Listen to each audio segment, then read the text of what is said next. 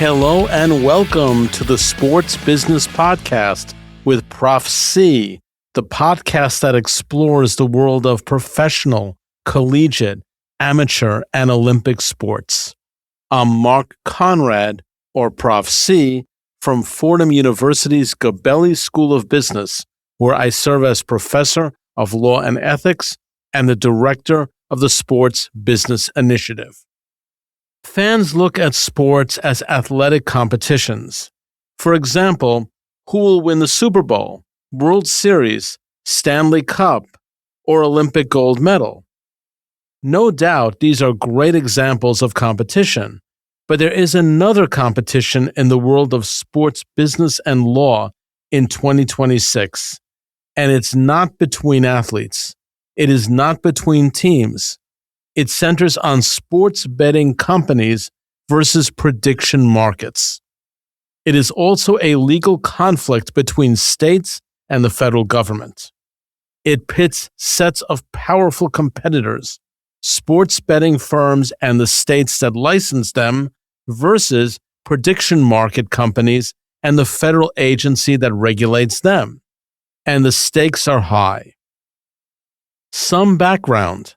After the Supreme Court allowed states to legalize sports betting, about 2/3 of the states enacted laws and regulatory schemes that required licenses for gaming companies to operate in their states. Depending on the state, various forms of sports betting, including mobile betting, were permitted. Billions have been bet since these states got into the betting business, with states raking in tax and licensing money. Those who liked to gamble found a legal and easy way to do so via their mobile devices. However, some states have not legalized the practice, including California and Texas. Nevada, the more prominent home of legal gambling, restricts sports betting to casinos only. Now we have a set of disruptors. Companies that offer a different way to wager. Known as prediction markets, these companies argue that their services are akin to financial derivatives regulated by the federal government rather than sports betting. They are more investor-oriented than pure gambling and not subject to state law. Prediction markets were created just a few years after DraftKings and FanDuel entered the then dominating sports business market. The two prediction market platforms, Kalshi and Polymarket, allow users a platform to invest on outcomes from sports to politics. They are categorized as federally regulated derivatives exchanges in which users buy and sell financial products known as event contracts.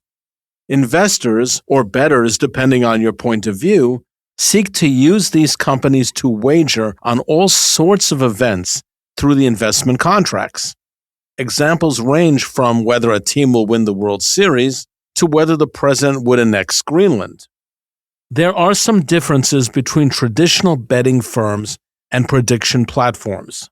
Pure betting companies pay out the winnings and keep money from the losing bets. They are the house. In prediction markets, there is no house, but money is made on the fees taken from or collected by the participants. Prediction markets make their money on volume, not on odds. The more bets, winners or losers, the more profits. So Kalshi and Polymarket argue that they are not gambling companies, but options investment services. The federal government agrees, and they are regulated by the Commodities Futures Trading Commission, a federal agency, rather than states. So Kalshi and Polymarket can and do operate in the states which ban sports betting, notably California and Texas, as well as every other state in the country. And that is what creates the dilemma. Are these firms engaged in betting, subject to state regulation, or are they different and can operate nationwide, as the CFTC permits them to do? Adding to the problem is that prediction markets allow users as young as 18 to participate, while most states with sports betting have set a minimum age of 21. So conflicts abound. Are prediction markets a way to skirt state gambling laws? At least some states think so. The Nevada Gaming Control Board, which regulates gaming in the state, has sued seeking to block Polymarket from offering, quote, unlicensed wagering, unquote, in the state. Kalshi is now the subject of lawsuits from Nevada, Massachusetts, New Jersey, and Maryland. There may be more. The question is not only important for the future of betting regulation, but also for the relationship between state power to control gambling and federal regulation of derivatives. The U.S. Supreme Court may have to render the final decision on the future of sports betting regulation. The stakes are huge. If other gambling companies organize as investment firms like Kalshi or Polymarket, the states may be out billions of dollars and the federal government will be in control. It's too early to say. For the Sports Business Podcast at Fordham's Gabelli School of Business, I'm Mark Conrad or Prof C. Have a great day.